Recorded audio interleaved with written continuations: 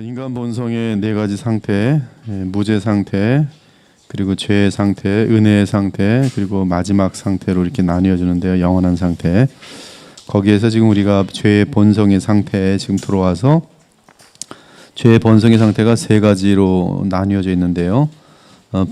그 부패한 본성의 상태, 그 다음에 그런 부패한 본성의 상태에 대한 비참의 상태, 그리고 그 비참한 부패한 상태 속에서의 불능의 상태, 이렇게 세 가지로 나눠져 있는데 지금 저희들은 부패한 본성의 상태에 대해서 지금 다루고 있는 중입니다.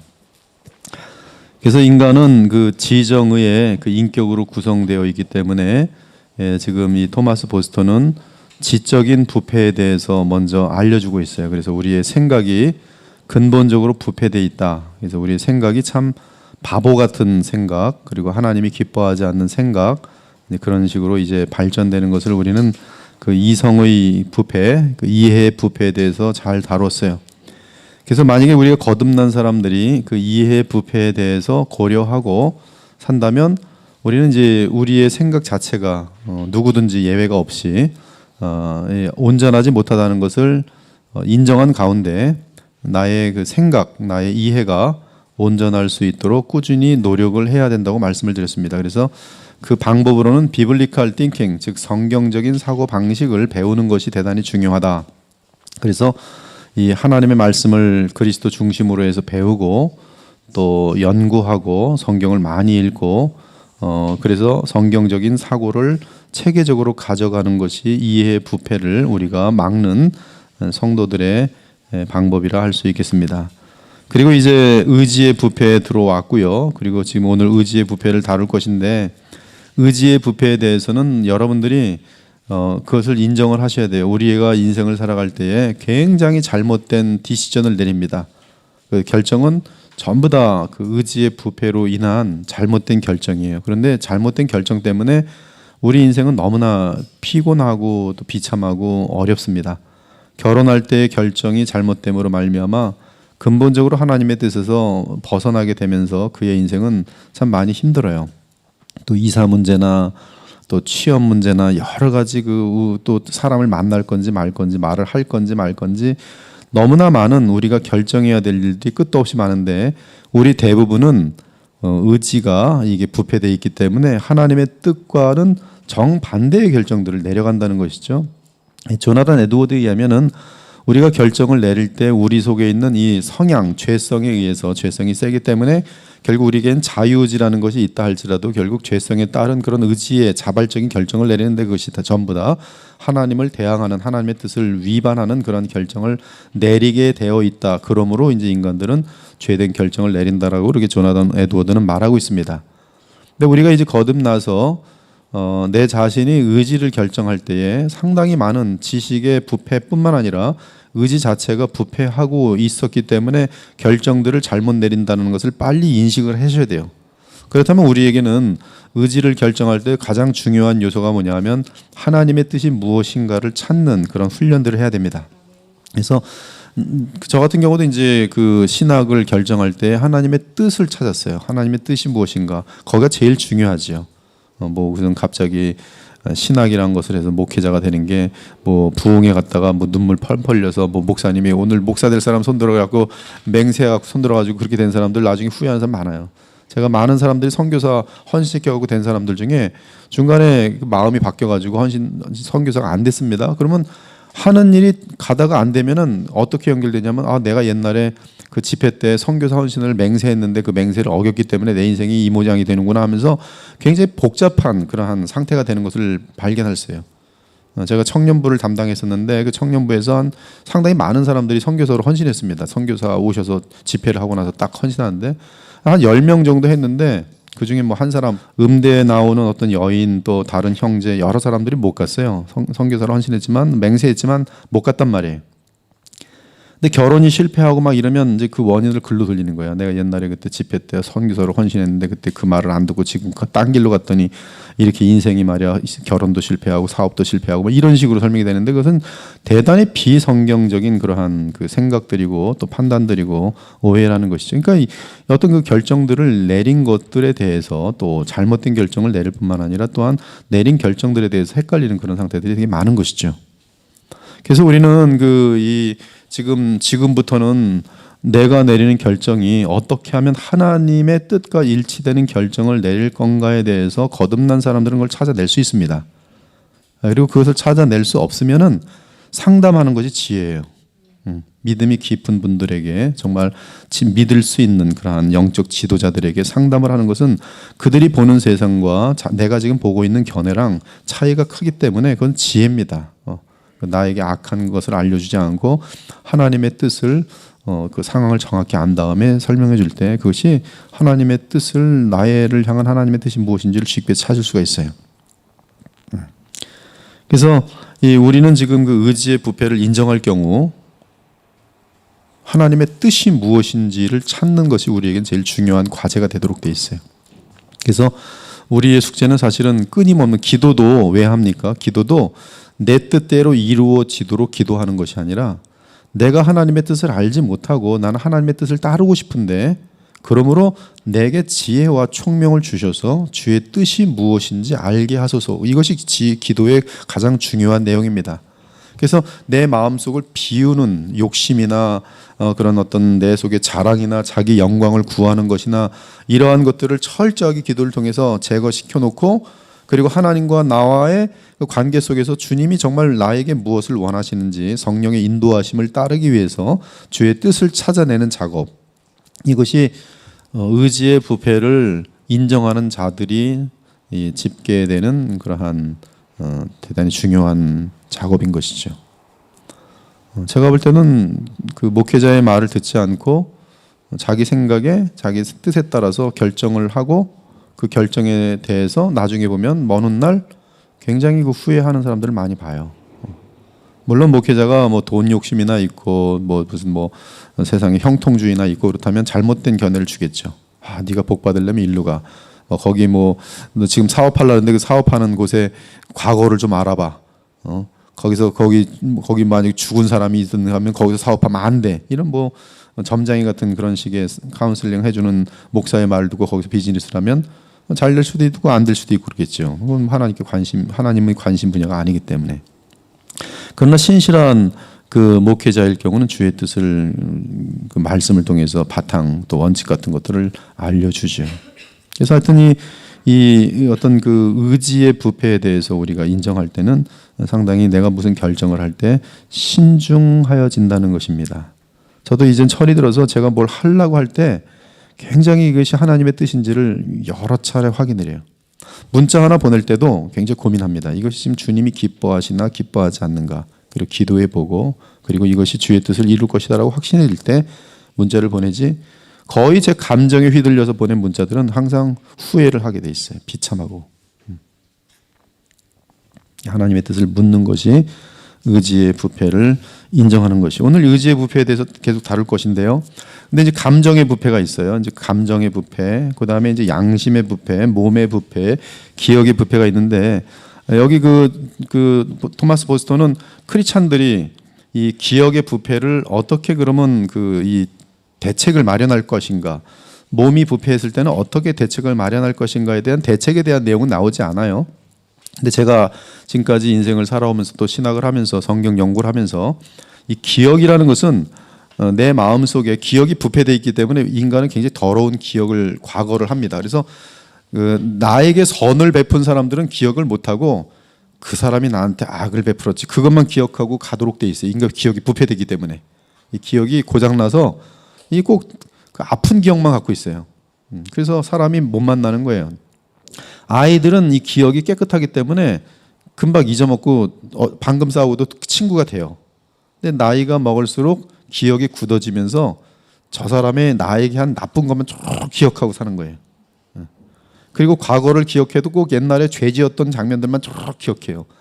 그때 무슨 뭐 바람 피던 기억들, 그때 뭐 나쁜 짓 하던 기억들만 눈만 감으면 그런 기억들이 들어오는 거예요. 선한 기억들은 안 나오고. 근데 이러한 기억의 부패에 대해서 대책 방법은 뭐냐면 기억이란 건 대체의 방법밖에 없어요. 즉 다른 기억을 갖는 거예요. 다른 기억을. 이런 어떤 그 이 성경적인 그런 그 방법들이 있어요. 예를 들어서 또 몸 같은 경우는 이 의지력이 강하면 몸을 복종시킬 수 있습니다. 몸은 그래서 이제 뭐 보면 도박하던 소는 도박에 물들어 있고요. 술 마시던 소는 이게 괜히 술 안 마셔도 이러고 있어요. 괜히 버릇이 돼 갖고 몸이 다 그렇습니다. 온몸이 다 이 죄악의 맛을 알아요. 육체라는 덩어리가. 그래서 육체도 죄에서 어떻게 우리 영혼만 죄를 진 게 아니라 몸 자체가 죄를 질 때 수단이 되면서 그 수단 되어지는 과정 속에 몸이 이 죄의 맛을 알고서 그것을 기다립니다. 그래서 술 취한 사람 중독 같은 것들이 그래서 되는 거예요. 몸이 술을 찾습니다. 영혼이 찾기 전에 몸이 막 술을 찾는 거예요.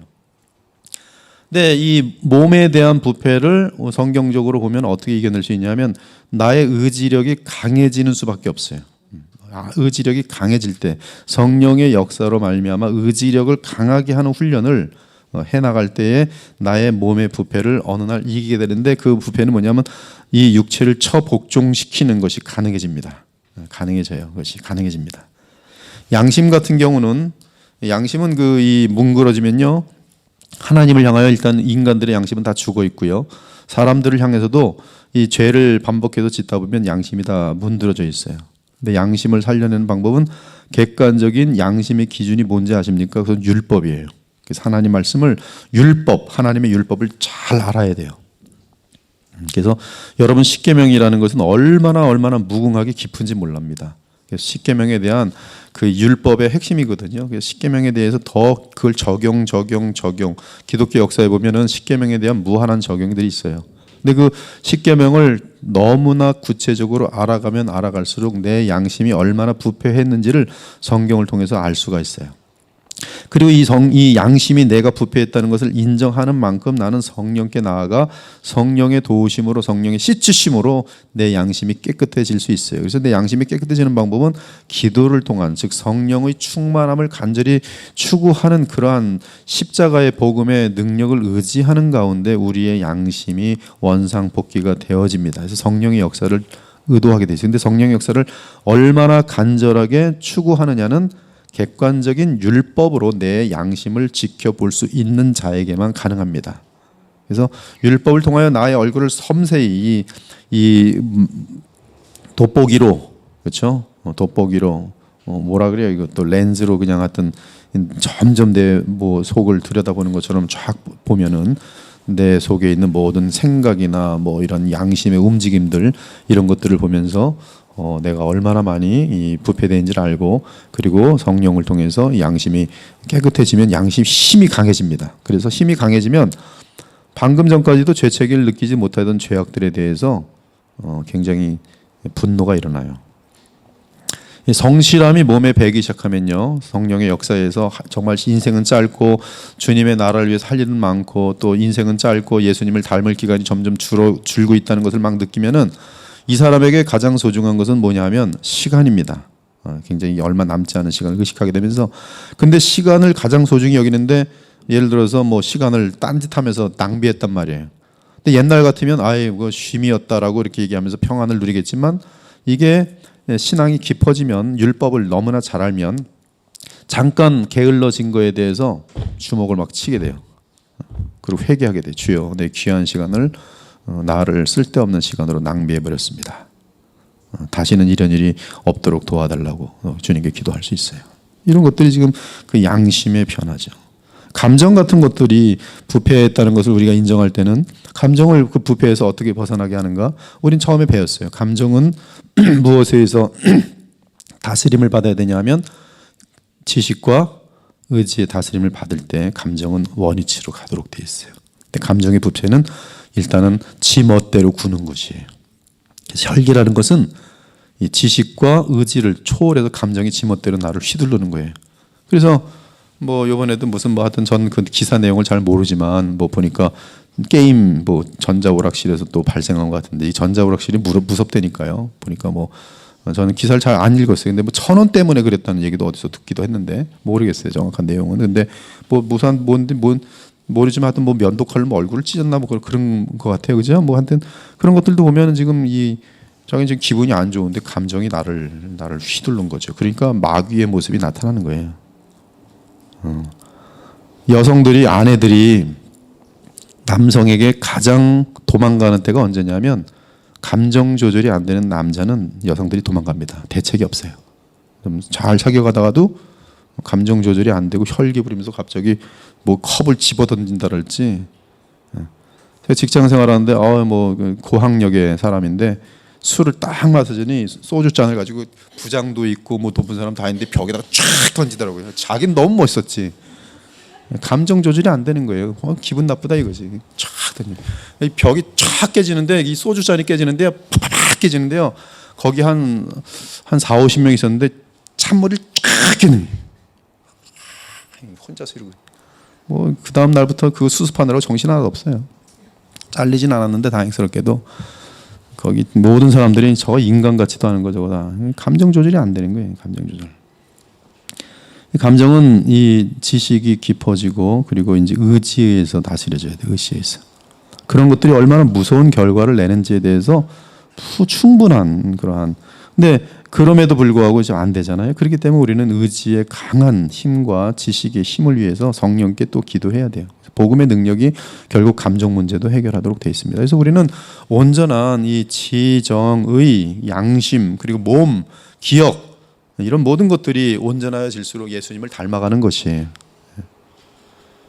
근데 이제 토마스 보스턴은 이제 그 이의 부패에 있어서 이제 의지의 부패에 있어서 계속적으로 인간이 얼마나 무서운지를 이제 다루고 있습니다. 그래서 여러분들은 오늘 계속 이 의지의 부패, 또 감정의 부패, 양심의 부패, 몸의 부패, 가능한 기억의 부패까지 다 하고 다음 주에는 이제 이 비참의 상태 및 불능의 상태 이제 이렇게 건너가서 이제 은혜의 상태로 이제 갔으면 좋겠는데 이제 저희들도 얼마 남지 않았습니다. 제가 12월 둘째 주까지는 반드시 이 과정을 아마 마칠 거예요. 제가 또 약속을 지키는 사람이기 때문에 그래서 조금 진도가 좀 빨라지겠습니다. 그래서 오늘 여러분이 다룰 내용은 1시간 한 15분 정도에 걸쳐서 다룰 내용은 인간의 본성의 죄악, 부패 상태 속에서 이해의 부패에 대하여 다룰 것이에요.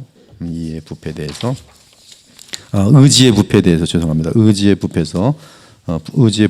부패에 대하여 다룰 생각이라서 지난번에 다뤘던 것은 중생하지 않은 의지는 하나님과 관련된 참으로 선한 것들에 대해 완벽한 무능을 드러낸다.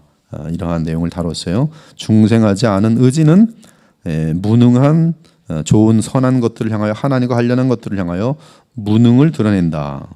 중생하지 않은 의지는 인간의 뜻, 인간의 자유의지는 선을 싫어한다. 그래서 우리는 그 구체적인 내용들을 다 하나씩 찾아냈어요. 그리고 오늘은 인간의 의지 안에는 본성적으로 악으로 기우는 성향이 있다.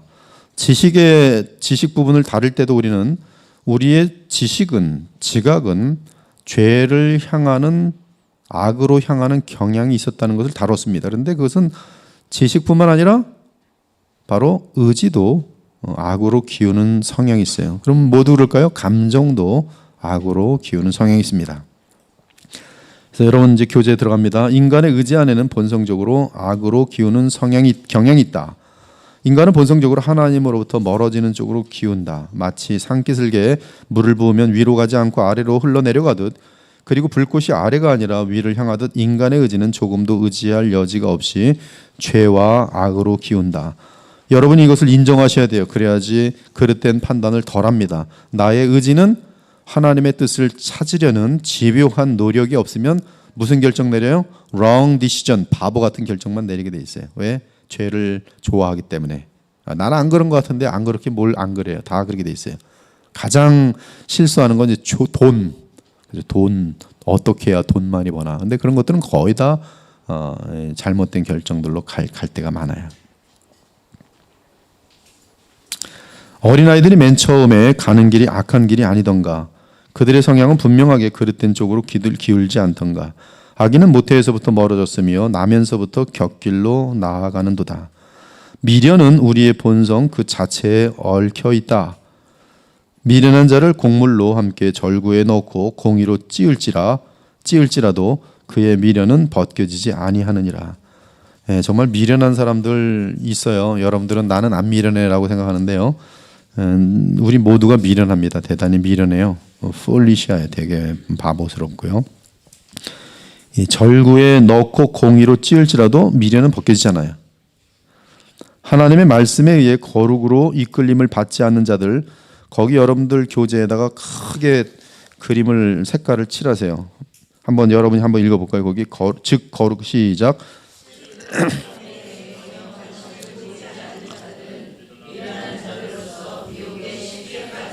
예, 미련하지 않으려면, 그리고 미련에 의한 결정을 내리지 않으려면 무엇에 대한 관심을 가져야 합니까?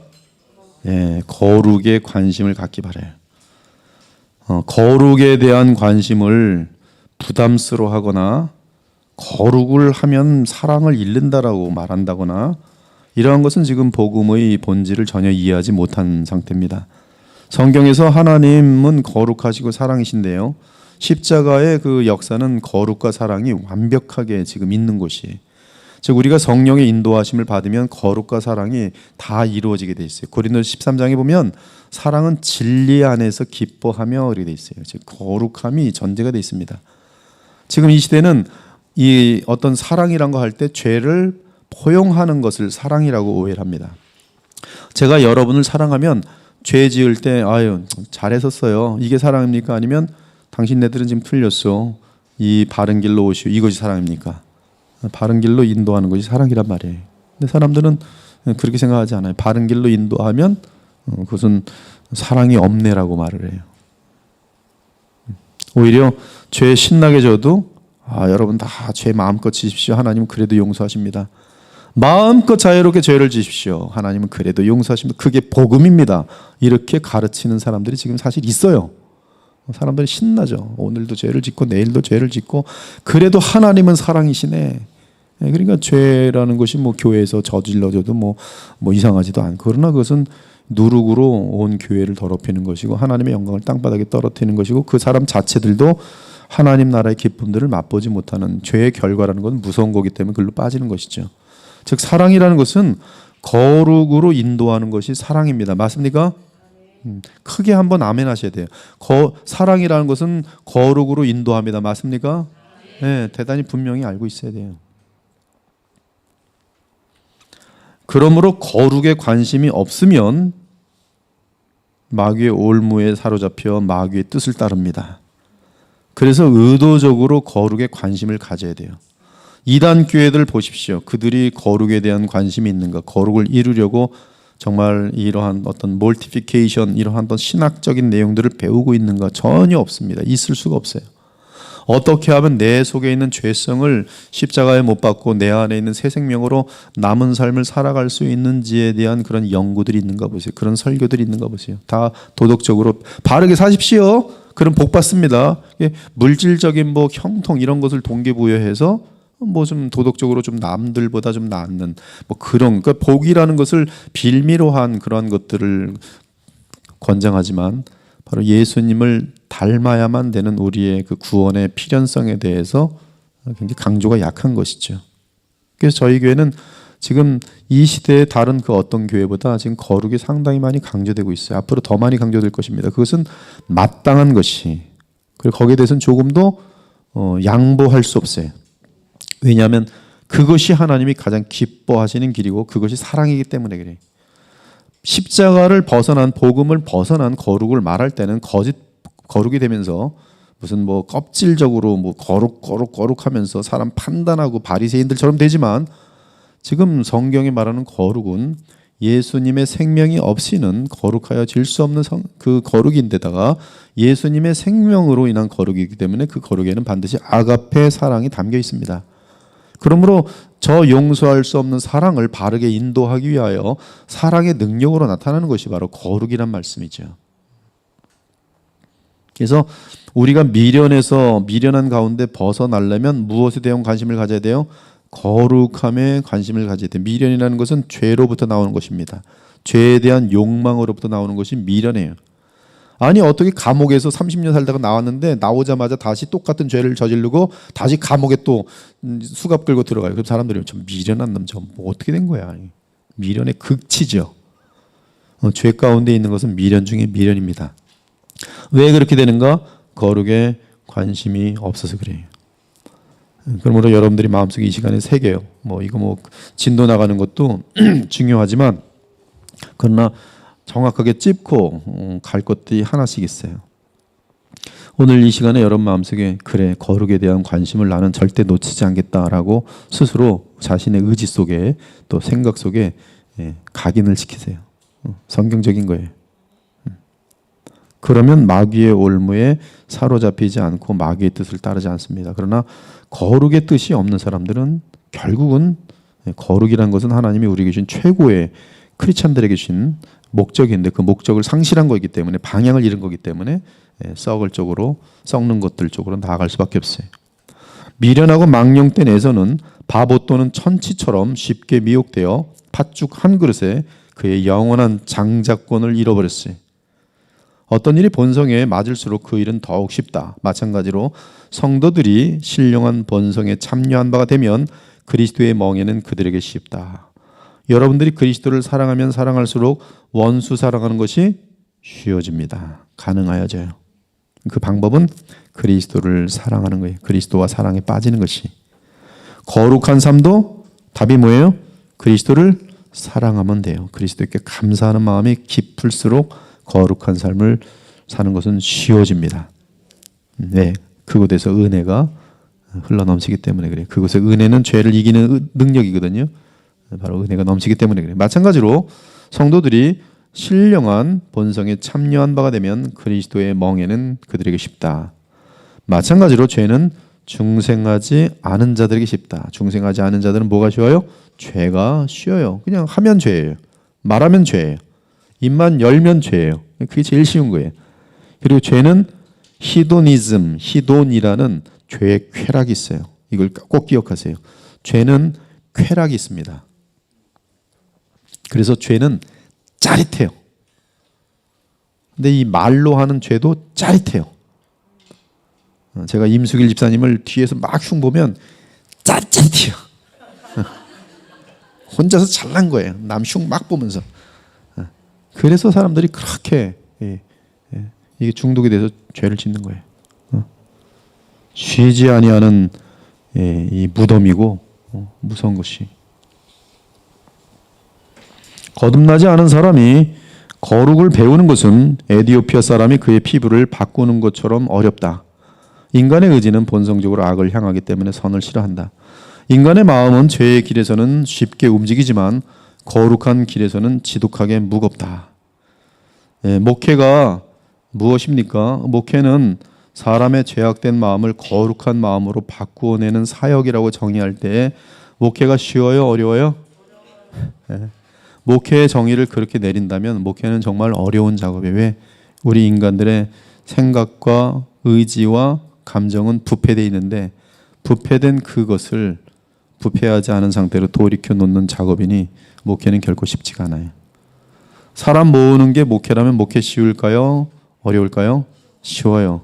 누구 데려다 주면 사람 많이 모여요? 연예인들, 유명한 사람들. 유명한 사람들 여기 자꾸 세우면 그 관광 가는 것처럼 사람들이 막 모여요. 누구 온대? 여기 예를 들어서 지금 유명한 연예인들 누구 있습니까? 그리스도의 보혈교회에서 이번 주일날은 제일 유명한 사람이 누구예요? 방탄소년들이 온대더라. 그러면 다 오죠. 방탄소년 보려고. 그런 사람 모이게 만드는 거죠. 그래서 옛날에도 교회들이 별 사람들 다 불렀어요. 웬만한 교회들 유명하다 그러면 다 불러다가 왜 부르는 거예요? 사람 모으려고 사람들.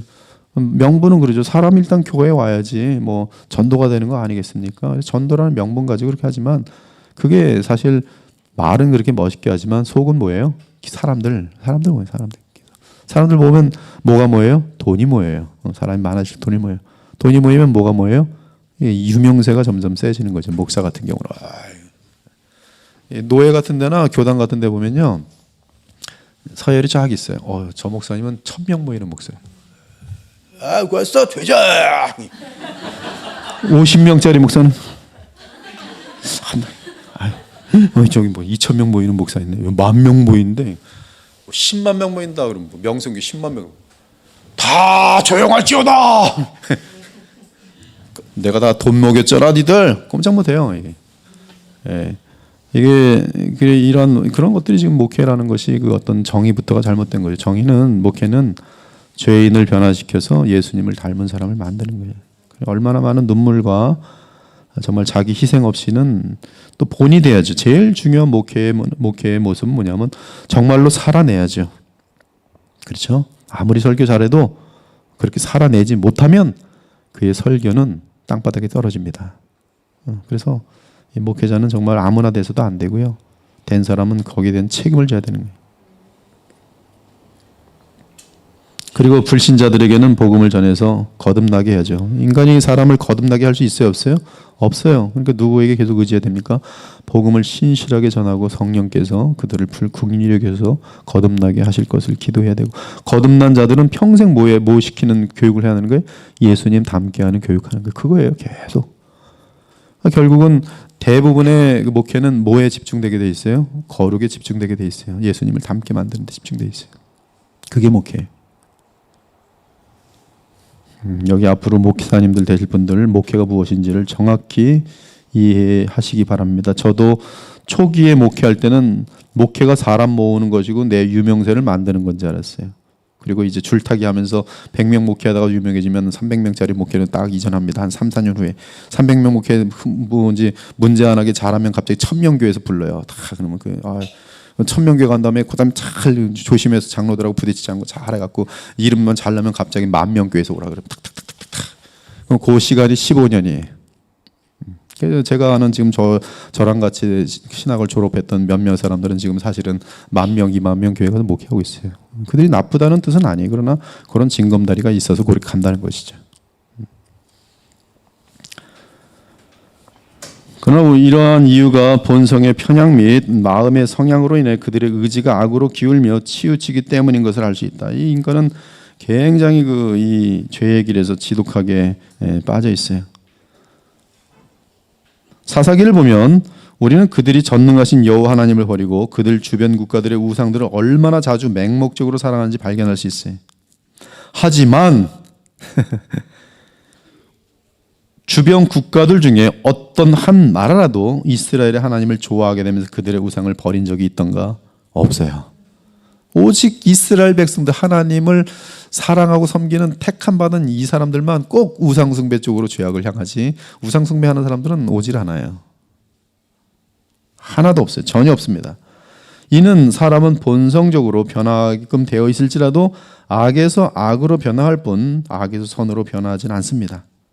분명히 인간의 의지는 동등한 균형 상태에 있지 않고 그릇된 쪽으로 강력하게 기울어져 있어요. 사람이 자신의 손이 아닌 다른 존재에 의해 멈춰지지 않는 한 얼마나 계속적으로 죄의 길에 머물려고 하는지를 우리는 생각해 볼 수 있어요.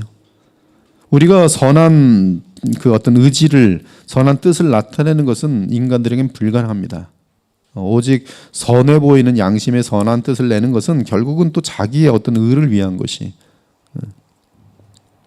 오직 이것은 하나님께서 붙들어 주실 때만이, 하나님이 거듭나게 하시고 그 거듭난 생명에 주의 은혜를 부어 주실 때만이 우리의 이 내면의 세계가 바뀔 수가 있어요. 이사야 57장 17절에 그의 탐심의 죄악으로 말미암아 내가 노하여 그를 쳤으며 또 내 얼굴을 가리고 노하였으나 그가 아직도 패역하여 자기 마음의 길로 걸어가도다.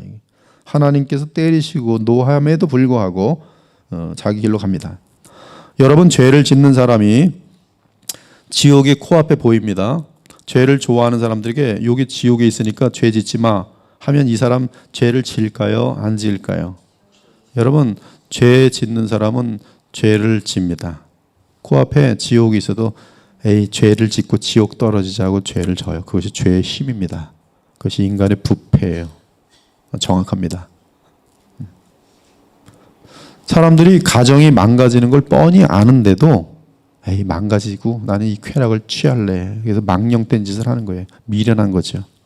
그리고 실질적으로 그때 가면 아주 엉망이 되죠. 가정이 다 파탄되고 아이들은 뭐 부모 알기를, 그 사람 알기를 막 짐승만도 못하게 아는데도 불구하고 그래도 난 그때 쾌락이 괜찮았어. 이게 인간이에요. 인간은 지옥을 벌 받는 거, 고통당하는 건 싫지만 죄를 지으면서 지옥 들어간다 할 때 죄를 택하는 것이 인간이에요. 그것이 인간의 의지의 부패의 증명입니다. 그렇지 않다면 지금 이 사회는 다 착한 사람들이 다 되어 있을 것이에요. 그러나 감옥에서 나온 사람들은 거의 다시 감옥 들어가요. 왜? 아직 감옥에서 10년 또 살아도 이게 더 나아. 나오자마자 한번 저질러 버리는 거예요. 감정 조절도 안 되고. 그래서 이 전자발찌 치워넣어도 전자발찌 안 먹혀 들어가요. 어떻게든지 전자발찌 띄어내서 아니면 전자발찌 끼고 다니면서 지가 하고 싶은 대로 하는 거예요. 그게 인간입니다. 나는 아닌데. 여러분이 그러한 극한 상황에 몰려 있지 않고 그러한 엄청난 유혹들을 받지 않고 그런 엄청난 유혹 가운데 넘어지지 아직 않아서 그렇지, 여러분에게도 엄청난 유혹이 왔고 그래서 한번 넘어졌고 그리고 그 죄에게 사로잡힌 바 돼서 올무에 빠져가 있으면 거기서 늪에서 나오려고 할수록 더 죄의 늪은 빨아당기는 게 세거든요. 그 죄의 쾌락의 힘이 엄청나게 세거든요. 그래서 여러분들도 그 사람들하고 사실은 기회만 지금 그런 하나님의 이 섭리 가운데 주어지지 않아서 그렇게 안 된 거지요. 대부분의 사람들은 다 마귀에게 넘어갑니다. 안 넘어갈 수 있는 사람은 단 한 종류밖에 없어요. 성령으로 충만한 사람밖에 없어요. 그래서 이 믿지 않는 사람들은 다 이쪽에서 정치인들 보세요. 다 보면 횡령했다고 막 죽여라 주는데 다 횡령으로 걸리잖아요. 되게 재밌어요. 횡령했다고 난리치는 사람이 나중에 횡령으로 걸려요. 지도 횡령하면서 횡령한 걸린 사람한테는 막 난리치고 거품을 불고 하는 거예요. 그 얘기 뭐냐면 전부 다 횡령한다는 뜻이. 만일 하나님께서 제재의 손을 치우시면 의심할 여지 없이 인간이 택하는 길은 죄의 길이다. 인정하십니까? 이런 것들이 인정이 돼야 됩니다. 그래야지 나를 아는 것이고 인류를 아는 것이.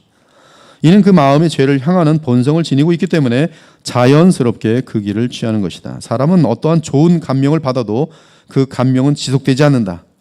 사람의 마음은 선한 감명을 받아들이지 않기 위해 활동하고 감명을 받으면 그것을 떨쳐버리기 위해 수고하다가 결국 원래 본성의 취향으로 돌아간다. 그래서 설교가 감명을 주는 설교들이 있어요. 그래서 어떤 샘플 같은 거 얘기를 잘 해주면 감명을 받는데 그것이 근본적으로 답이 안 된단 말씀이. 어떤 사람은 어떤 뼈아픈 역경 또는 살을 애는 죄책감 때문에 다소 죄악의 길에서 돌아서지만 그의 의지가 새롭게 된 것이 아니기 때문에 그가 지닌 속성은 여전히 경건과 어긋납니다. 그렇게 매를 맞아도 같은 죄로 돌아가요. 따라서 다시 죄악으로 향한다. 그래서 그 개가 토하였던 것을 다시 먹고 돼지가 그 더러운 곳에 뉘었던 것처럼 다시 또 가서 닙는 거예요. 왜? 본성이 더러운 데서 뒹구는 게 너무 좋으니까. 돌을 공중에 던지면 잠깐 그곳에 머무는 듯 하지만 무게 때문에 다시 내려오듯이 중생하지 않은 사람은 잠깐 진흙탕에서 나왔다가도 다시 그리로 돌아간다. 이는 잠깐 자신을 씻었을지라도 그들의 돼지와 같은 본성은 변하지 않은 것이다. 젖은 장작에 불을 붙이는 것은 어렵다. 또한 젖은 장작에 불이 붙어있게 하는 것도 없다. 그러나 이러한 일보다 더 어려운 것은 중생하지 않은 의지가 선함을 이루어 보유하는 것이다. 이러한 내용들이 바로 복음을 아는 하나님의 사람들이 다 발견해서 적어놓은 거예요. 성경대로. 그래서 성 어거스틴 같은 경우 정확하게 완전한 인간의 부패, 전적 부패. 거기에 어거스틴을 대항해서 펠라기우스라는 사람, 아니다, 인간은 날 때부터 선하다. 그러한 거짓 이론 가지고 나오지만 교회 역사는 이러한 펠라기우스를 이단으로 정죄하고 인간은 날 때부터 전적으로 타락되어 있다는 어거스틴의 손을 들어주는 거예요. 그리고 그러한 가르침을 지금까지 배운 그 라인이 바로 이 존 켈빈이랄지 마틴 루터랄지 그리고 지금 우리가 있는 이런 개혁주의 라인인 것이. 그래서 개혁주의의 가장 중요한 것 중에 하나는 인간의 전적 부패, 토털 디프레비티가 들어있어요. 인간은 하나님을 택할 수가 없어요. 인간은 하나님을 싫어해요. 인간은 본능적으로 하나님과 원수예요. 근데 이 원수된 인간이 어떻게 하나님께 돌아가는가? 하나님께서 그 원수된 그 사람을 찾아와서 강권적으로 그 마음을 바꿔내시는 것이. 하나님의 은혜의 강권적인 은혜입니다. 회심하지 않은 상태에서 죄를 섬기는 것은 익숙하다. 안타까운 일은 이제 거듭난 사람이 되었음에도 여전히 옛사람의 몇몇 행실들이 남아있다. 어떤 때는 그 옛사람의 몇몇 행실들이 너무나 강해서 평생 그 죄성을 제거하는 데 걸릴 수도 있어요. 따라서 종종 선을 행해야 할 그때에 의심과 걱정 가운데 죄악에 빠지곤 한다. 그러므로 거듭난 사람들은 부지런히 그들의 마음을 주시하고 지켜야 할 필요가 있다. 여러분이 그래서 계속 깨어 있어야 돼요. 깨어 있지 않으면 순식간에 옛사람에게 휘둘려요. 베드로 같은 경우도 믿음이 그렇게 좋았어요. 여러분 베드로가 정말 사도행전 2장 같은 데 보면 성령으로, 그렇죠? 성령으로 그 충만하게 임재를 받고 그리고 설교를 한단 말이에요. 근데 그 베드로가 정말 예수님을 3번이나 부인했던 그 베드로가 성령 충만함을 입고 새로운 사도직을 감당하는 그 베드로가 다시 또 조금 지나면 안디옥에서 보면은 이 외식의 죄를 범해요. 예루살렘에서 내려왔다는 유명한 사람들이 딱 내려오니까 이방인들하고 밥을 안 먹은 것처럼 바울이 그냥 거기서 그냥 이 개봐야. 어떤 사람은 이걸 이 복음적인 차원에서 못 보고 목사가 설교하는데 버르장머리 없는 바울이 이때까지도 아직 버르장머리가 없었어. 자기를 살려준 베드로를 향해서 막 뭐라 그러는데 나중에 겸손해져 갖고 이제는 죄인 중에 괴수라고. 요때 요거는 지금 버르장머리 없는 바울이라고. 이렇게 도덕적으로 가르쳐요. 그게 아니죠. 바울은 지금 이 하나님의 진리, 사람을 내가 기쁘게 하랴 베드로라 할지라도 내게는 상관하지 않는 거예요. 누구 편에 서기 위해서? 예수님 편에 서기, 예수님의 진리를 수호하기 위해서. 그렇게 성령 충만했던 베드로마저도 또 그렇게 외식을 할 수 있건만 우리는 얼마나 깨어 있어야겠습니까? 만일 거듭난 사람도 이러하다면 도대체 마른 나무, 거듭나지 않은 사람의 그 부패한 의지의 성향은 얼마나 강력하겠는가. 이제 인간의 의지 안에는 하나님을 대항하는 반감이 있다. 하나님의 뜻과 하나님 그분 당신을 대항하는 노골적인 반감이 있다. 육신의 생각은 하나님과 원수가 되나니 이는 하나님의 법에 굴복하지 아니할 뿐 아니라 할 수도 없음이라.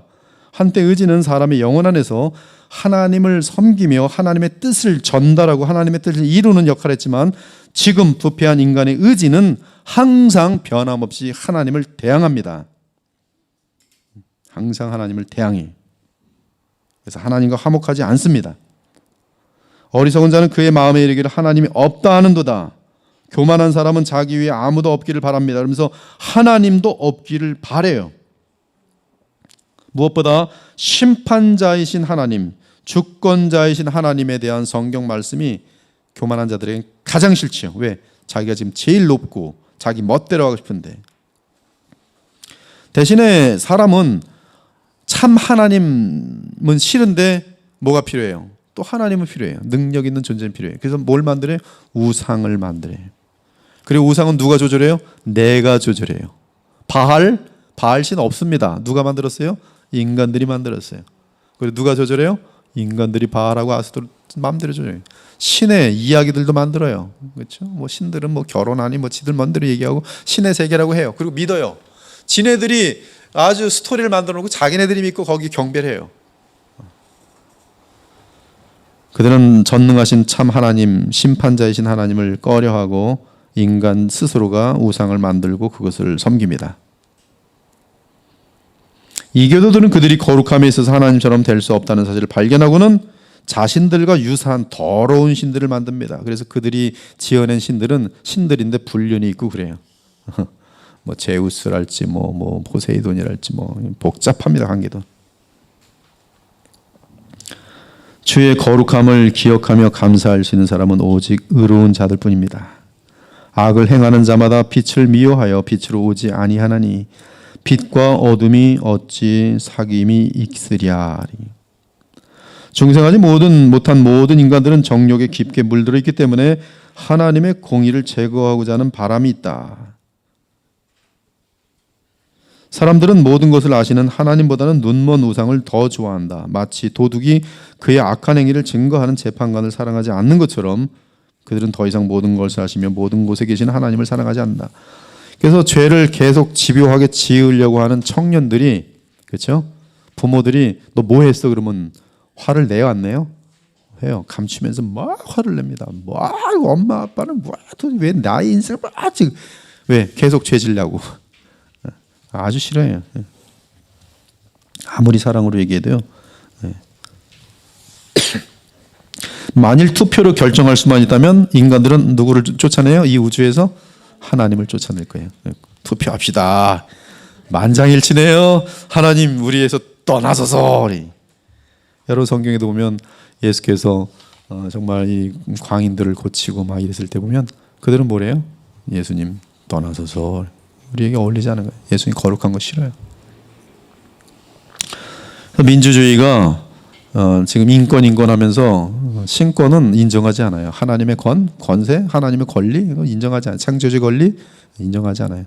자기네들은 하나님이 지으신 이 지구 땅에서 하나님이신 건강을 가지고 하나님이신 가정 속에 살면서 인권하면서 죄악들을 합리화시키면서 하나님을 다 내쫓고 있어요. 그들에게 투표하라 그러면 정말로 하나님 나가십시오. 그럴 거예요. 민주주의 그래서 부패한 사람들이 결정하는 것이기 때문에 오를 수가 없어요. 본성적인 인간은 온 힘을 다해 또 다른 바벨탑을 쌓아 하나님의 능력을 꼼짝 못하게 둘러싸려고 할 것이다. 또한 하나님과 원수된 인간들의 의지는 누구와 원수냐면 하나님의 아들과 마땅히 원수가 됩니다. 그래서 그들은 예수님에 대하여 관심도 없고 친근감을 느끼지도 않습니다.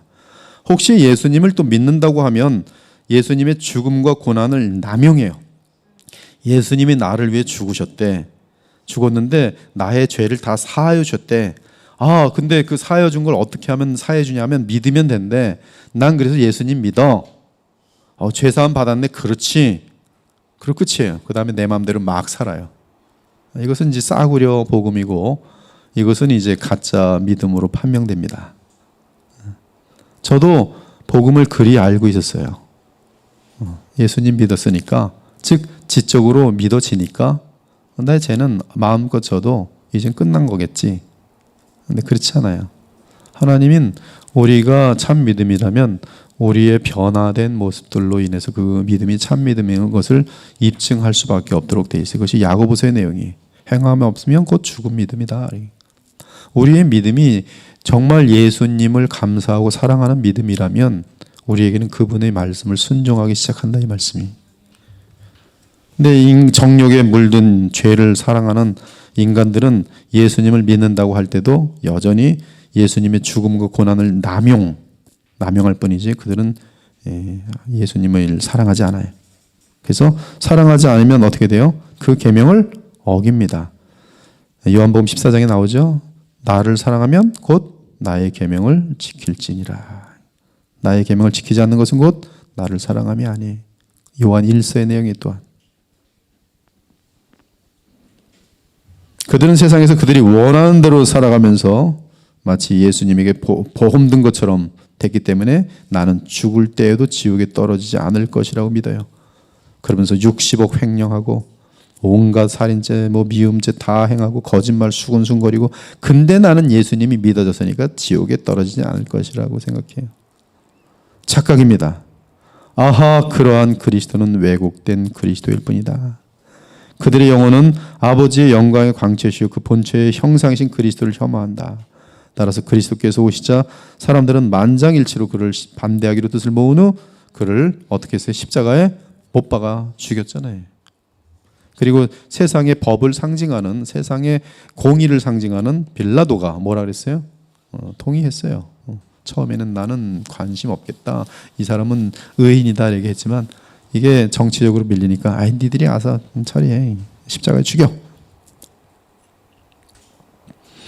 또한 우리에게 성경을 남겨주셨는데 그리고 성경을 이 귀한 그 어떤 그 보석을 찾듯이 부지런히 연구하라고 권했지만 우리는 성경을 죽도록 싫어해요.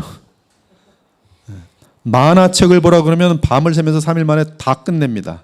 제가 미국에 살 때 저도 한번 그런 적이 있었지만은 드라마를 한번 보면 드라마가 보통 1시간 한 반 정도 되는 드라마인데요. 보통 16편 또 긴 거는 50편까지 있고 막 그런 것들이 있을 거예요.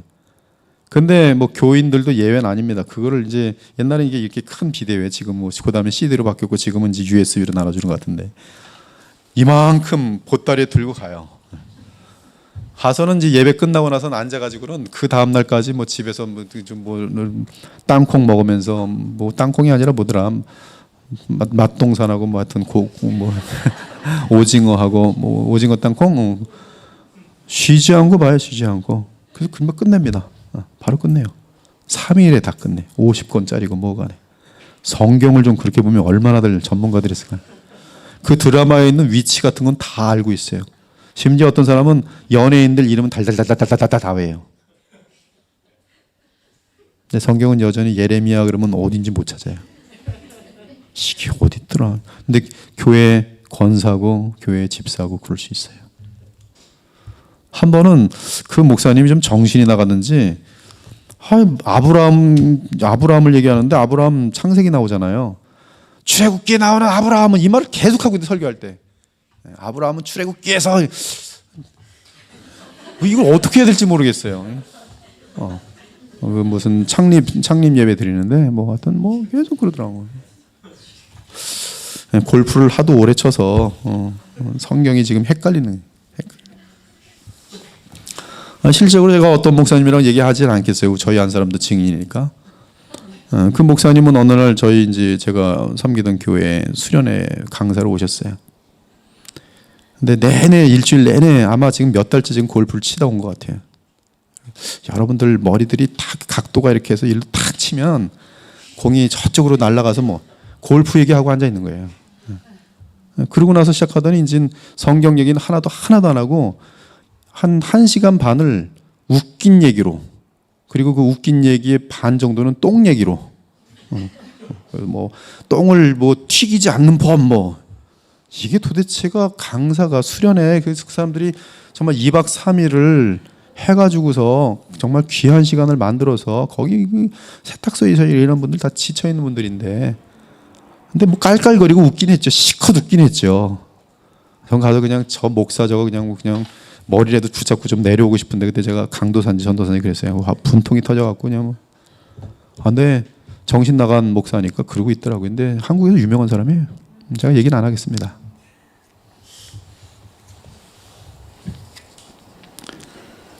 우리가 얼마나 그 성경 구절로 방자 농담을 삼고 또 얼마나 성경을 싫어하는지요. 여러분은 어떠세요? 여러분 혹시 드라마는 다 외우고 있는데 혹시 이 중에는 없을 줄 믿는데 우리 그리스도의 보혈교회나 모교 성경 공부 오는 정도면 뭐 그런 사람은 없을 텐데 또 모르죠. 또 이미 한 번 보면 아주 작사를 내면서 뭐든지 그냥 단번에 다 그래. 그러면 안 돼요. 그들의 마음은 거룩한 말씀에는 관심도 없고 또한 즐거워하지도 않는다. 따라서 그들 손에 성경을 붙드는 때가 거의 없다. 전화는 2-3시간씩 하는데 성경은 그날 아침에 피긴 폈어요. 읽으려고. 근데 여전히 누가복음 1장 1절에서 다시 또 전화가 또 와. 그래서 이거 아침 다 갔네. 밥 해 먹어야지. 밤에 됐어요. 근데 보면 성경은 여전히 한 절 읽었어. 한 절. 그리고 그 다음 날도 똑같아요. 어저께 누가복음 1장 1절이네. 다시 또 읽어야지. 3절은 읽었는데 또 무슨 뭐 개가 왔다 갔다 하지 뭐 애들이 뛰어갔다 왔다 하는 게 또 그거 하다가 또 보면 또 저녁 때 딱 보면 또 그 다음 날 아니면 저녁 때도 안 보자. 모르겠다. 그 다음 날 성경 좀 읽어. 누가 보면 도대체 시작이 안 되는구나. 딴 데를 펴고 맨날 이러는 거예요. 그러면서 이제 10년 지나고 20년 지나고 맨날 그냥 뭐 예레미야가 뭔지를 어떻게 알겠어요. 그냥 그래도 익숙한 뭐 마테마가 누가 좀 보다가 항상 창세기 좀 보다가 똑같아. 매해 1년 1월 1일 딱 되면 올해는 정말 일독 한번 해야지. 레위기 가서 걸려갖고 또 안 나가고 또 거꾸로 시작부터 봐야지 시작을. 맨날 하면서 뭐 고백들은 안 하겠지만 여기도 어쩌면은 성경 3독 아직 못한 사람 있을지도 모르겠어요. 내 교회는 30년 40년 다녔는데 그러면 그건 굉장히 창피한 거예요. 그럼 뭐 했나? 뭐 계속 세상 얘기한 거지 뭐. 그런 사람들은 무슨 기도를 하겠어요? 기도하면 뭐 그냥 복 달라는 기도뿐이 못해요. 뭐 아는 게 있어야지 기도를 제대로 성경대로 하죠. 그들이 허망한 생각에 잘 맞는 것들은 신나고 재미나고 더러운 것들이다. 그렇죠. 더러운 것들은 왜 이렇게 재밌어요? 시간 가는 줄 모르고. 남 험담하는 건 왜 이렇게 재밌어요? 드라마에서 불륜 같은 건 왜 이렇게 재밌는 거예요 도대체? 잘 나가는 것들이 망하면 왜 이렇게 고소한 거예요? 너무 신들이 나죠. 시간 가는 줄 모르고. 하지만 거룩한 말씀을 추천하면 그들의 영혼은 둔하여지더니 활동을 멈춘다. 그리고 뭐부터 해? 하품부터 하고 눈 감아버려요. 그들은 더러운 노래방, 또 시, 얼마나 신나고 즐거워하는지. 하지만 성경은 절대로 재미가 없다. 옷은 하루 종일 몇 가지로 갈아입지만 매일마다 옷이 갈리는데 성경은 페이지가 넘어가질 않아요. 우리 의지가 싫어하는 거지. 심지어 소위 그리스도인들마저도 이 법에 성경을 가볍게 여긴다. 그래서 교회를 다녀도 마당만 밟을 뿐이다. 마당만 밟는 사람의 특징은 10년 지나도 안 바뀌더라예요. 말투도 안 바뀌고 생각도 안 바뀌고 똑같아요. 있어요. 교회마다 다 있어요. 분명히 저 사람 20년 다녔어요. 하나도 안 바뀌었어요. 그냥 교회만 마당만 밟을 뿐이. 하나님의 은혜의 복음이 이처럼 헛되게 받아들여지는 것에 대해서 얼마나 우리는 눈물을 흘리며 통탄해야 하겠는가. 우리는 밤의 올빼미처럼 밝은 태양을 피하여 날아간다. 우리는 굴 속에 있던 들짐승들처럼 굴 속에 누워있다가 태양이 떠오르면 그 빛 때문에 눈이 먼다. 우리는 어둠 속에 사는 피조물처럼 빛보다 어둠을 더 좋아한다. 인간의 마음 안에는 하나님의 말씀을 그리고 그리스도를 대항하는 그러한 적대감이 있다. 그리고 자기 의를 워낙 좋아하기 때문에 인간들은 의를 되게 좋아합니다. 자기 의를 세우려고 힘씁니다. 그럼 사람들은 저 사람 착하네, 저 사람 믿음 좋으네. 요게 그렇게 좋은 거예요. 믿음 좋다는 말 되게 좋아합니다. 인간들은. 그래서 자기 의를 세우려고 해요. 그들은 구원을 얻고자 하는 목적으로 율법의 요구를 따라야 한다고 생각한다. 그래서 최선을 다해 기도하고 부족한 부분에 대해서는 자비를 구하기 위해 기도한다. 이처럼 많은 사람들이 종교적인 의무에 힘쓰지만 결코 빈손으로 천부의 의지 없어서 가난한 마음으로 그리스도께 나오는 일이 없어요. 이것이 또 극단으로의 하나님의 보혈을 거절하는 자기 의를 세우려는 모습이 조금 진도가 좀 빨라요. 그래서 건너뜁니다. 그리고 그리스도 없이 하나님께 당장 나아가려는 그러한 무례함, 또 하나님 말씀을 전혀 알지 못하고 하나님 앞에 나아가려는 그러한 어처구니 없는 일들이 너무나 많아요. 제가 몇 번 얘기했나요? 제가 실질적으로 이 꾸란이라고 하는데 한국에서 꾸란이 아마 처음으로 한국말로 번역되었을 때 제가 미국에 있으면서 그 꾸란에 대해서 연구할 일이 있었어요. 한국 꾸란에 대해서. 그래서 꾸란 그 원본을 PDF 파일로 제가 받을 수가 있었어요. 그래서 그 꾸란을 쭉 읽어보는데 그 꾸란의 그 알라가 다 뭐로 바뀌었냐면 한국 꾸란으로 바뀔 때 하나님으로 바뀌어 있어요. 그래서 그 꾸란을 읽어주면 사람들이 은혜를 받아요. 하나님이 악한 자를 징계하시고 선한 자에게 복을 베푸십니다. 너무 익숙하죠? 그리스도 없이 얼마든지 신에 대해서 말할 수 있어요. 중보자 없이 자비하신 하나님께 나아가 간청하며 자비를 구해. 이런 것들은 지금 다 하나님 앞에서는 타서 죽는 일입니다. 불가능한 것이. 심지어 카톨릭 같은 경우는 그리스도가 중보자인데 그리스도는 엄중한 분이기 때문에 마리아를 통해서 그리스도께 나아가는 걸 가르쳐요. 그래서 마리아에게 나가서 마리아는 어머니 마음을 가진 온순한 분이기 때문에 그러나 그리스도는 심판주기 때문에 그리스도께 직접 나가면 좀 위험하고 마리아를 통해서 그래서 마리아요, 제가 지금 아들에게 나가려고 하는데 아들을 마음을 위로해 주소서. 그리고 마리아요, 당신을 의지하여 제가 예수께 나아갑니다. 그리고 마리아도 좀 너무 거룩하니까 마리아보다 좀 덜 거룩한 성인들에게 기도하고. 이런 것들은 지금 뭐 인간들이 볼 땐 별 해가 안 되는 것 같지만 하나님 편에 보실 때는 지금 이것은 전부 다 극악의 행동들이죠. 하나님 계시를 조금 더 인정하지 않고 지멋대로 하나님을 섬기고 있는 모습이 하나님을. 그래서 무서운 것이죠. 하나님의 용어를 사용하면서 하나님이 원치 않는 방법들을 사용하여. 구약에서 보면 하나님을 부르는데 우상이라는 신을 만들어서 하나님이라고 부를 때가 하나님이 가장 진노하세요. 그렇죠? 금송아지를 만들어 놓고 이것이 너희를 인도한 여호와 하나님이라. 이것이 바로 하나님의 가장 큰 분노를 일으키죠. 그래서 뭐 부처 섬기는 것보다 더 무서운 것은 하나님의 이름 가지고 하나님의 뜻대로 하나님을 예배하지 않는 것이.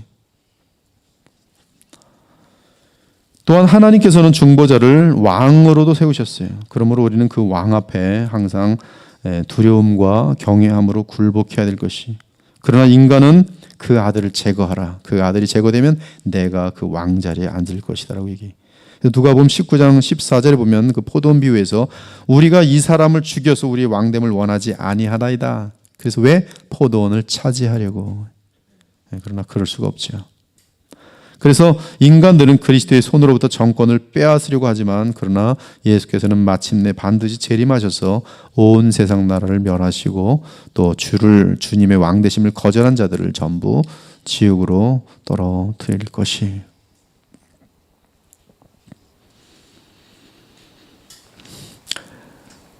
그 다음에 인간은 하나님의 성령의 원수이다.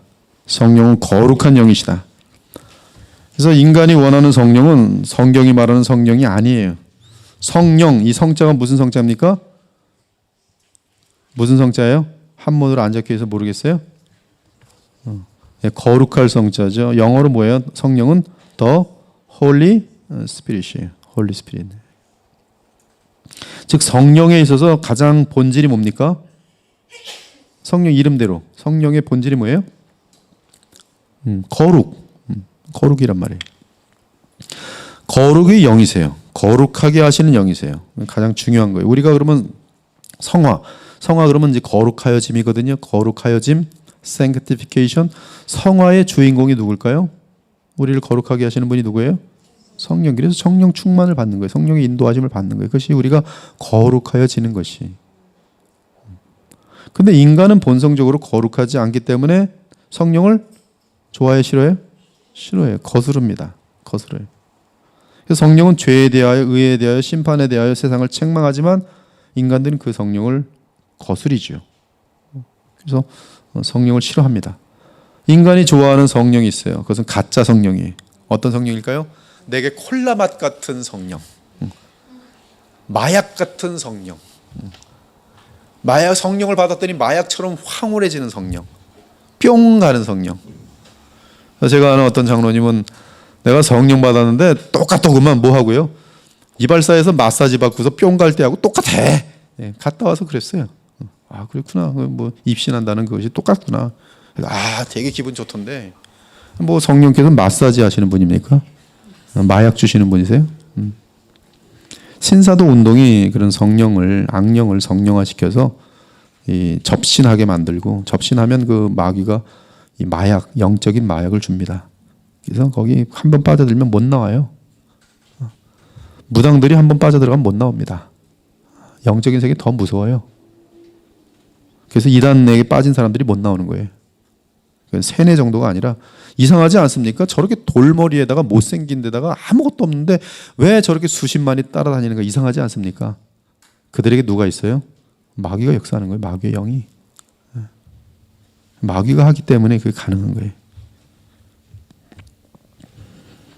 인간은 하나님의 율법의 원수입니다. 그들은 스스로 구원받고자 율법을 지킨다고 지키는 것처럼 바리새인들처럼 하지만 그러나 정작 율법의 거룩함 요구에 대해서는 싫어하기 때문에 결국 율법의 원수가 돼요. 로마서 8장 7절 이는 하나님의 법에 굴복하지 아니할 뿐 아니라 할 수도 없음이라. 따라서 모든 종류의 바리새적인 허식에 빠지게 된다. 그래서 인간은 율법 운운하고 복음을 모르는 상태에서 율법 운운하는 자들은 다 바리새인으로 빠지게 돼 있어요. 율법을 지키는 척, 기도하는 척, 종교의 모양은 있지만 경건의 모양은 있지만 경건의 능력은 없는 모습이 되게 돼 있어요.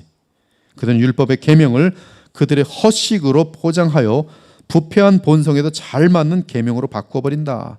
그래서 죄와 무관한 내 죄를 제거하는 것이 아닌 무슨 방법적인 거. 그래서 까만 모자를 써서 댕댕 하면 사람들이 거룩하네, 거룩하네 그러고 이 사람 댕댕댕댕 댕댕댕 이것으로 거룩을 만드는 거예요. 그 방법도 복잡하게 만들어서 이건 엿떠나야지. 강대상 거기 있으면 안 돼. 엄청나게 중요한 지식을 갖고 있는 것처럼 그러면 엄청난 지식 난 저거 언제 배울까? 달달달달 배워야 돼. 그거 가지고 거룩 이건 여기다 놓으면 안 돼. 예배는 이렇게 드려야 돼. 속은 하나도 시기와 질투와 교만과 이런 것을 가득 찬 존재들이 그런 것이죠. 제가 지금 요한복음을 지금 묵상하고 있는데요. 바리새인들이 악해도 너무 악해요. 죽을 자를 살려내신 예수님을 보면서 안식일을 지켰다고 하면서 막 분노하고 거품 물고 그리고 죽이는 것을 판단하고 그런 걸 할 때 하나님에 대해서 완벽한 무지를 보여주고 얼마나 그러면서 하나님의 이름을 사용해서 그들이 권력과 자기의 그 텃세 기득권을 누리고 있는지 보면서 무섭더라고요. 무서워요.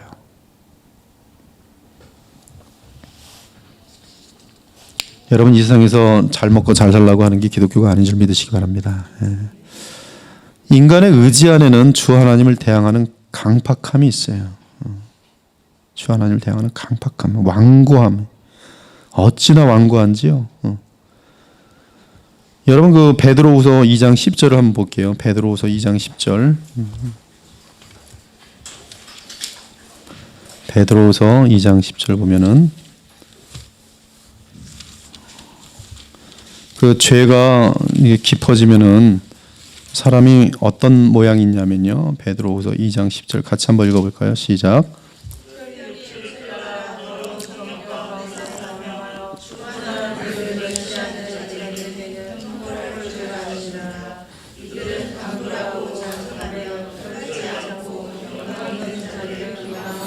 거기 보면 당돌함이라는 게 당돌함. 여러분 그 당돌하다는 것은요 굉장히 그 위험한 것입니다. 당돌하다는 것은 하나님의 권위를 무서워하지 않을 때 나타나는 것이, 심판도 두려워하지 않을 때 나타나는 것이 당돌함이. 소위 조폭 세계 속에서 나타나는 어떤 그 거만함과 그 어떤 그런 어떤 정말 어둠 세계소의 그 어떤 강한 에너지, 그것이 당돌함이. 당돌함. 근데 이러한 당돌함을 하나님께 보이는 사람들이 많아요. 근데 이러한 당돌함이 들어가면 자녀들이 부모를 알기를 아주 우습게 알아요. 모든 권위 질서에 대해서 인정하지 않습니다.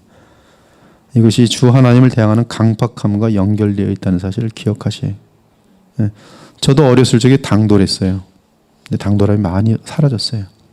저도 이 권위에 대한 그런 것들을 제대로 교육 못 받아서 아무 데서나 와서 머리부터 그냥 부딪히고 힘 가지고 사는 줄 알았어요.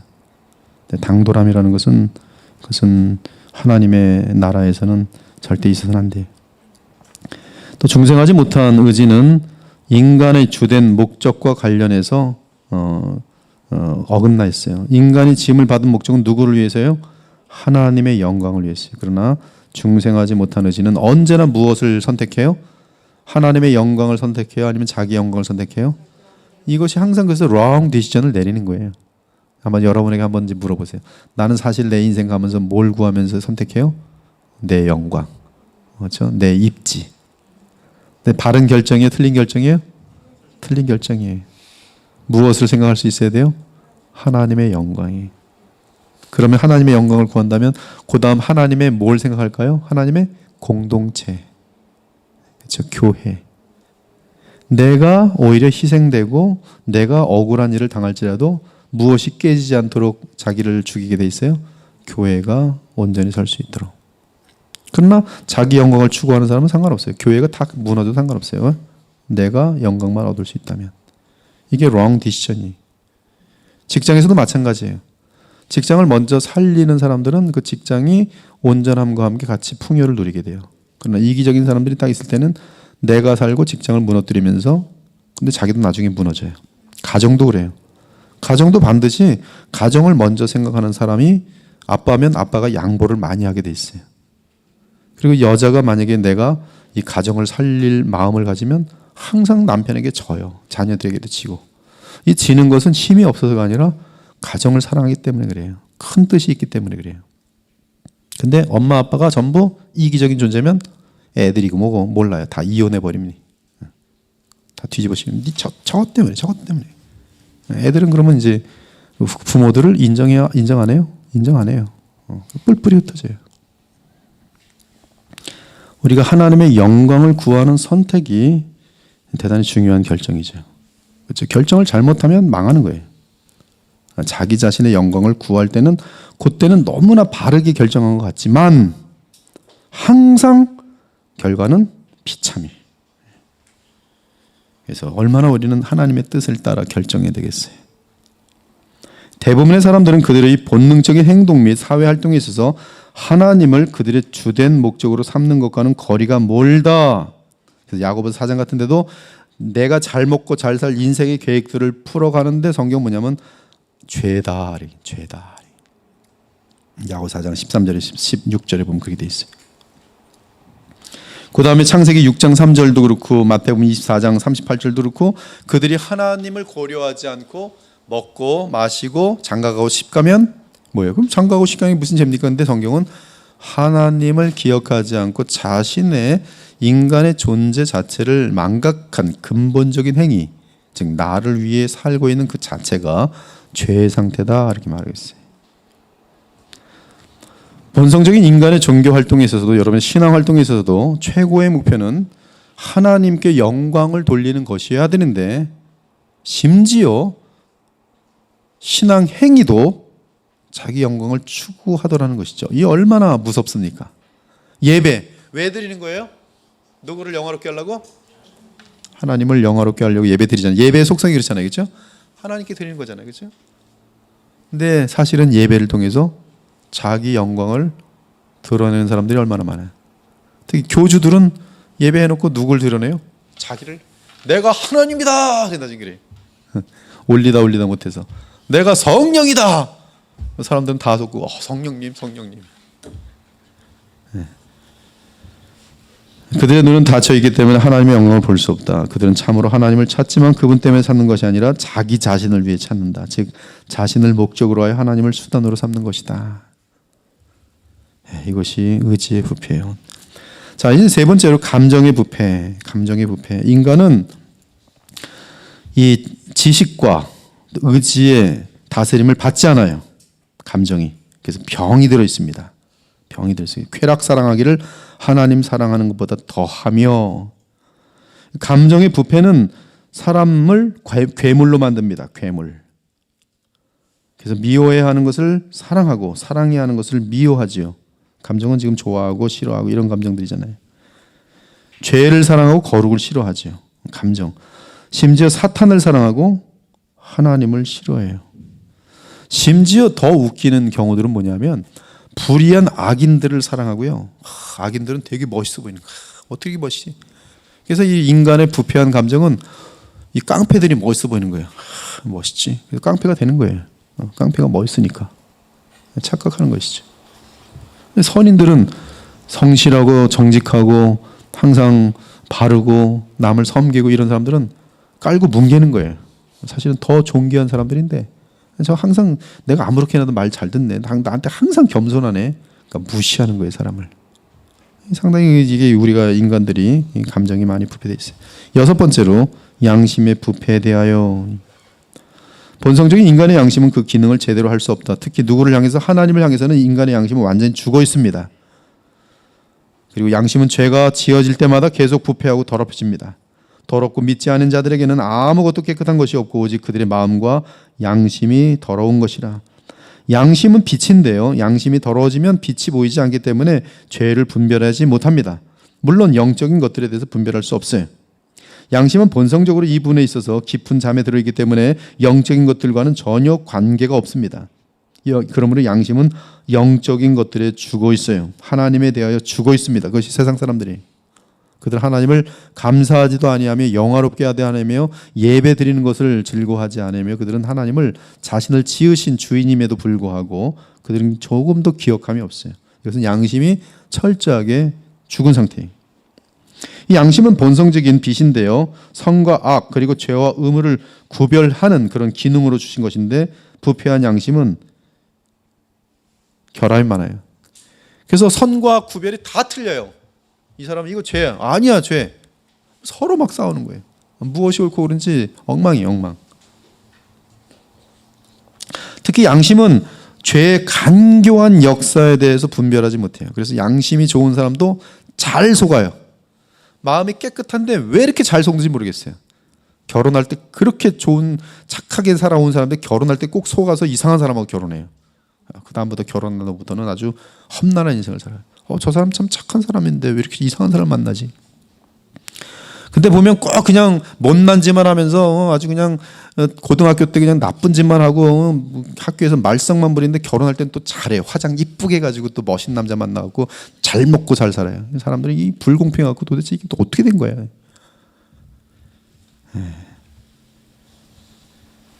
분별하지 못해요. 따라서 양심은 끔찍한 죄만 아니라면 술, 욕설, 기도 이런 거에선 조금 더 양심의 가책을 느끼지 못합니다. 그리고 양심은 다 서로 달라요. 양심의 예민함은 신앙 성수가 비례합니다. 그래서 하나님의 사람은 양심이 예민해져요. 그 양심이 왜 예민해지냐면 이미 말씀드린 것처럼 하나님의 율법에 대해서 객관적인 율법에 대해서 점점 많이 알아가기 때문에 그래요. 그래서 율법에 의해서 내 양심이 수정되면서 내 양심이 굉장히 많이 부패되어 있구나 하면서 주님께 얼마만큼 내 양심을 고쳐주기를 구하도록 돼 있어요. 기도하게 돼 있어요. 그래서 이 하나님 말씀을 아는 만큼 양심은 예민하게 돼 있어요. 어떤 사람은 이 복음을 알지 못하고 양심만 예민한 사람들인데 그 사람들은 이게 이제 어떤 그 병적인 그런 양심이 되면서 그것은 상당히 또 큰 문제가 되죠. 그 양심은 잘못 이 교육을 받을 경우 무릇 너희를 죽이는 자가 생각하기를 이것이 하나님을 섬기는 일이라 하리라. 그래서 하나님의 말씀이 아닌 것에 의해서 여러분의 양심이 만들어지면 안 돼요.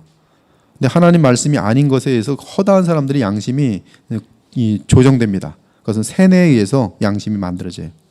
그래서 옛날에 거기 그 복숭아를 먹으면 그건 이제 선악과가 복숭아인 줄 알고 복숭아 먹지 말라 그래갖고 그거 믿는 사람들은 복숭아 먹으려고 난리가 났었어요. 막. 또 한때는 무슨 장발이 또 무슨 죄라 그래갖고 장발을 하면 죄인 줄 알고 죄로 의식한 적이 있어요. 머리가 길면 죄다 막. 인간들이 여러 가지 세뇌를 시켜버릴 땐 그렇죠. 애들도 세뇌시키면 금방 애들은 양심이 그 세뇌에 의해서 만들어져요.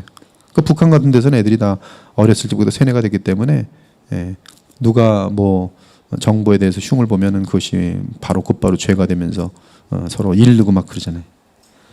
기억의 부패에 대해 아까 이미 말씀드린 것처럼 죄악된 것들은 깊게 흔적을 지우질 못하고 네가 그때 그랬지 안 잊어먹어요 평생. 그 사람이 나한테 선을 행한 것은 100가지고 나한테 나쁜 일을 한 것은 3가지밖에 안 되는데 선을 행한 것은 하나도 생각이 안 나요. 그리고 3가지 나쁜 것 한 것만 마음속에서 새겨가지고 그때 그랬지 나한테 3가지 나쁜 짓 했지. 왜? 기억이 부패돼 있어서. 여러분 기억이 성령으로 아름다워지면 뭐만 생각이 날까요? 우리 임수길 집사님이 나한테 밥 사준 것만 생각이 나요. 이렇게 고마울까. 근데 제 마음이 기억이 부패가 됐어요. 임수길 집사님이 그 실수한 것만 다 생각하면서 저런 사람이 있어. 그러니까 여러분들이 좋은 사람이면 다른 사람 다 어떻게 보여요? 다 좋게 보여요. 나쁜 사람이면 다른 사람 다 어떻게 보여요? 다 나빠 보여요. 그걸 알 수 있어요. 그래서 다른 사람들이 장점이 많이 보이는 사람은 그 사람이 장점이 많은 거예요. 근데 눈에 들보가 있는 사람은 전부 다 자기가 워낙 나쁜 사람이니까 전부 나쁜 거예요. 저게 코딱지를 왜 졌다이로 파지? 하루 종일 할 얘기가 너무 많은 거예요. 집에 가서도 얘기하잖아요. 코딱지를 파는데 이렇게 파지라고 저렇게 파래. 밤새 얘기하는 거예요. 코딱지 얘기. 재밌죠? 죽겠죠 그 머릿속에 기억은 찌꺼기들로만 가득 찬 것이죠. 몸의 부패에 대해서 아까 말한 것처럼 몸은 영혼의 죄에 동참하면서 그 쾌락을 누립니다. 그래서 몸은 그 쾌락을 몸 자체가 추구하게 돼 있어요.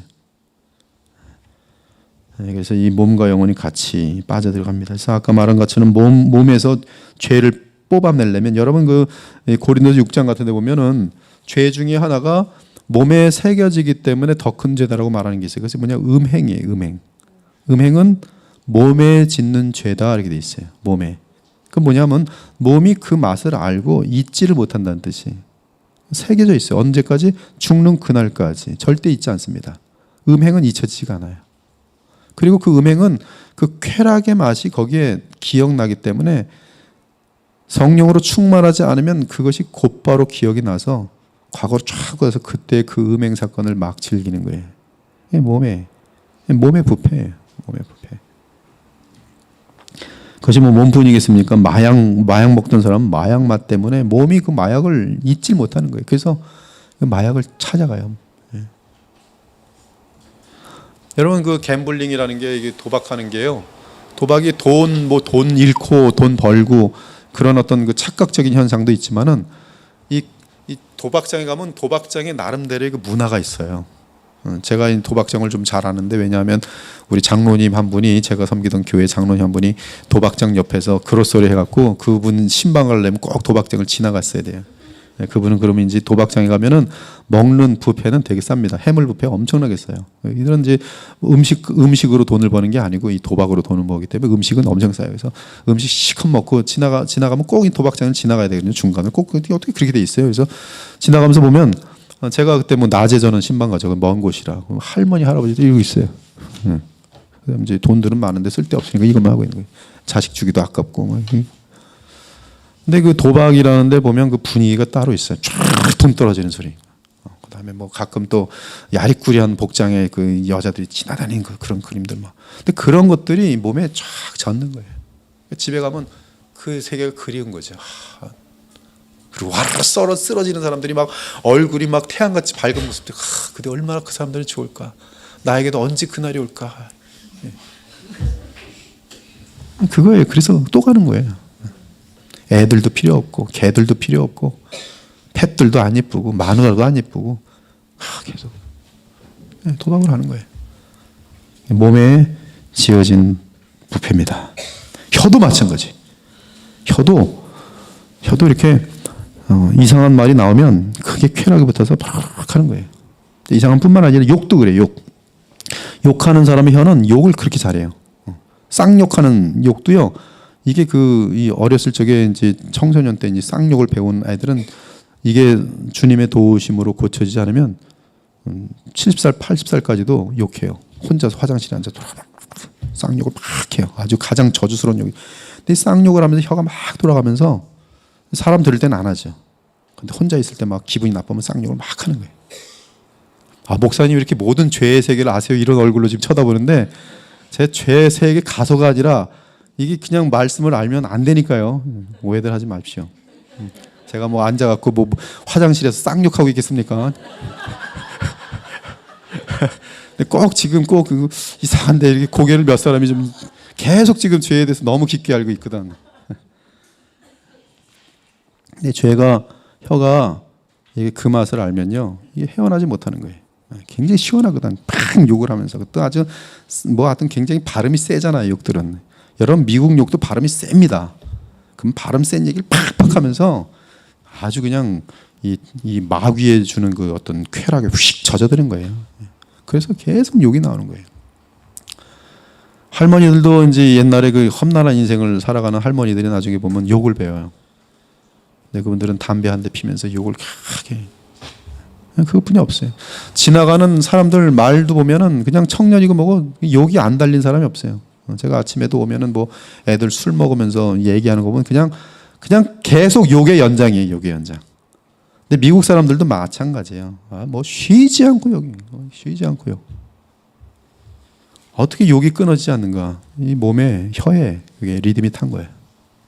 안 떨어져요.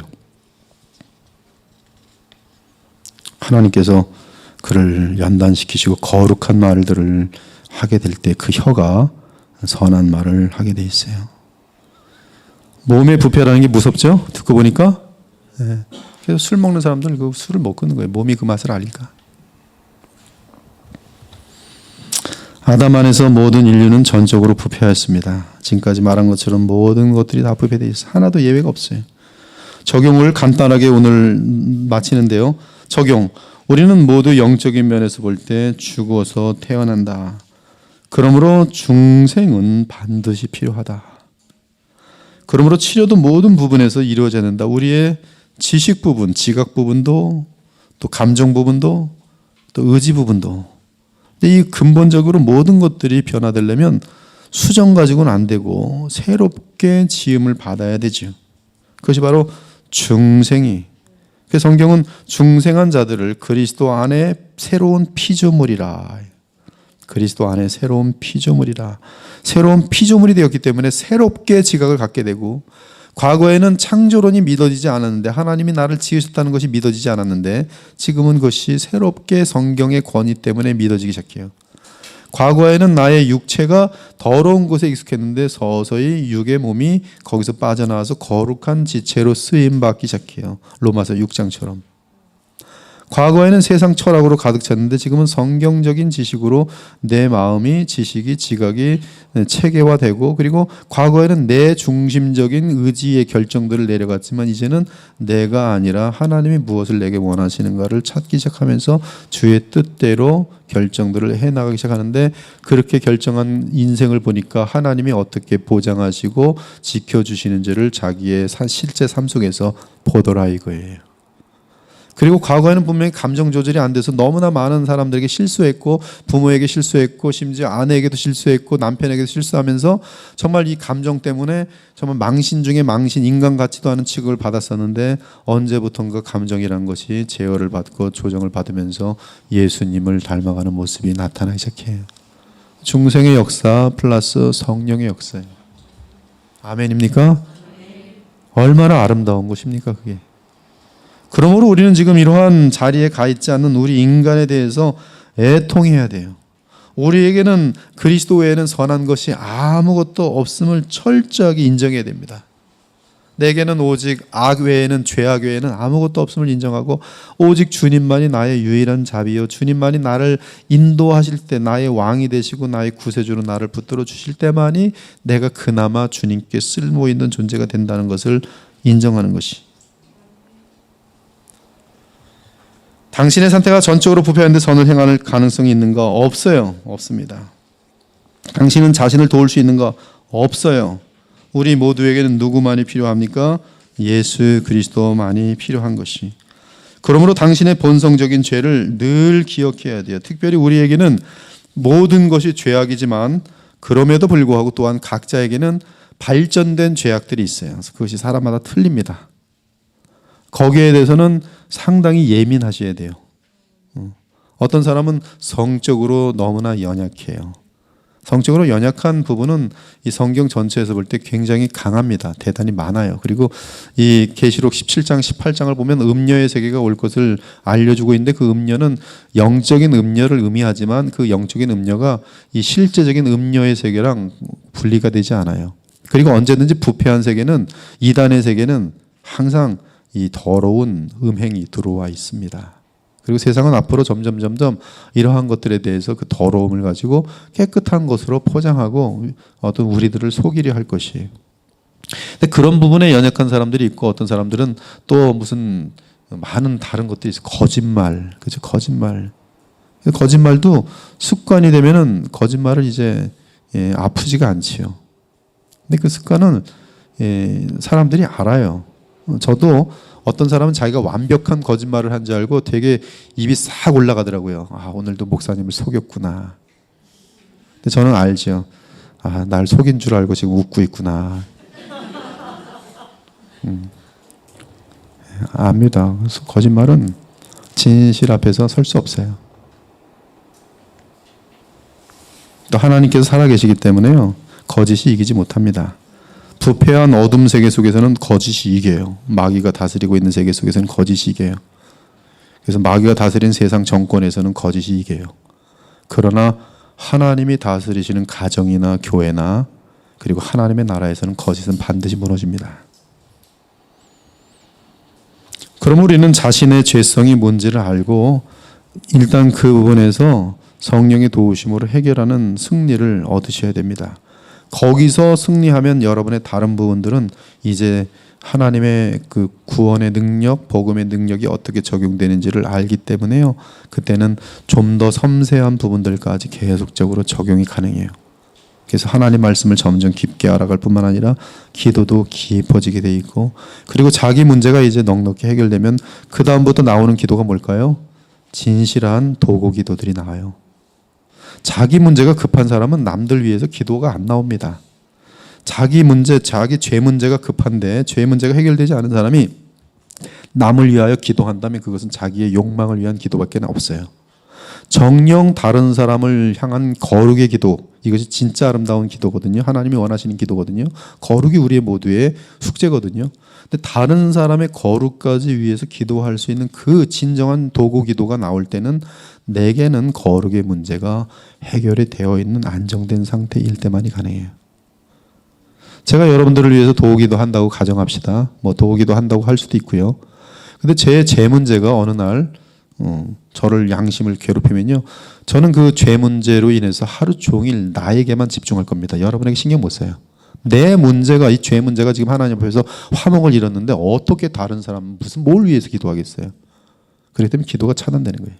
그러나 주님과의 평강이 계속 유지되고 있으면 다른 사람들 위해서 넉넉히 기도하기 시작해요. 하나님, 저분이 지금 거짓말을 하고 입이 찍 올라가고 있는데 하나님께서 그 부끄러움을 알게 하시고 그 양심에 찔러주셔서 죄악에서 나올 수 있도록 도와달라고 기도할 수 있는 거예요.